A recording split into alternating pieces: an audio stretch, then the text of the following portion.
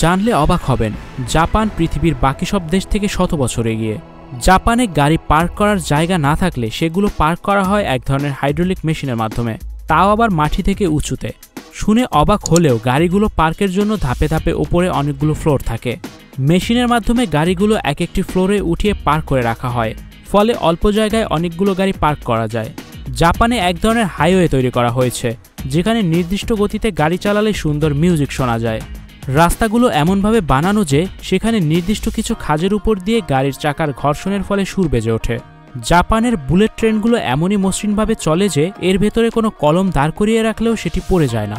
জাপানে রয়েছে অভিনব পেট্রোল পাম্প। বিভিন্ন পেট্রোল পাম্পের উপর থেকে ঝুলানো পাইপ দেখা যায়। এই ধরনের পাম্প ব্যবহৃত হয় নিজে নিজে পেট্রোল ভরার ক্ষেত্রে। পাইপ হাতের নাগালে পাওয়ার জন্য কারো অপেক্ষা করতে হয় না। জাপানে ভেন্ডিং মেশিনে পাওয়া যায় সবকিছু।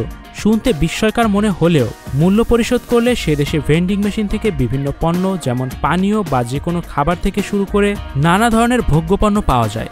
ভেন্ডিং মেশিনে সেদ্ধ ডিম, আলু, এমনকি রান্না করা খাবার পর্যন্ত পাওয়া যায়, ফলে রান্নার বাড়তি ঝামেলা পোহাতে হয় না। স্টুডিও 4D আপনাদের জন্য নিয়ে এসেছে শীতাতাপ নিয়ন্ত্রিত স্টুডিও সুবিধা, আছে অত্যাধুনিক মেকআপ রুম। বিস্তারিত জানতে এখনই কল করুন 01974860664। হাউসটি দেখতে চলে আসুন আমাদের ঠিকানায়, সেক্ষেত্রে রোড নাম্বার 9, বাড়ি 24। অন্ধদের জন্য কোল্ড ড্রিঙ্কস কেনার ব্যবস্থা রয়েছে জাপানে। বিভিন্ন পানীয় কেনার জন্য অন্ধদের জন্য সেখানে ব্রেল ভাষায় লেখা থাকে, এতে পানীয়কে চিনে নিতে সুবিধা হয় তাদের। জাপানে মাল্টিফাংশনাল টয়লেট দেখা যায়। অনেক জায়গায় টয়লেটগুলো শুধু মূল কাজ নয়, আরও বিভিন্ন কাজের উপযোগী করে বানানো হয়েছে। বিশেষ করে প্রতিবন্ধী ব্যক্তিদের জন্য প্রয়োজনীয় সুবিধা থাকে সেগুলোতে। সেসব টয়লেটে স্বয়ংক্রিয়ভাবে পরিষ্কারের ব্যবস্থা এবং শীতকালে গরমের ব্যবস্থা থাকে।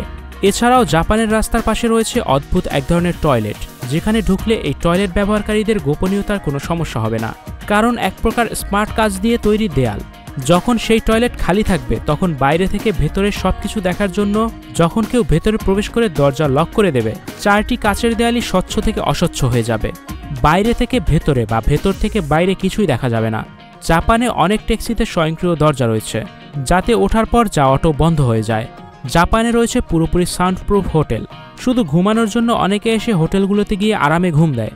দীর্ঘ কর্মঘণ্টার জন্য জাপানিরা স্বাভাবিকভাবেই খুব ক্লান্ত হয়ে যায়। এই পরিস্থিতি কাটানোর জন্য তারা ঘুমের বিষয়টিকে অনেকাংশে স্বাভাবিক করে নিয়েছে।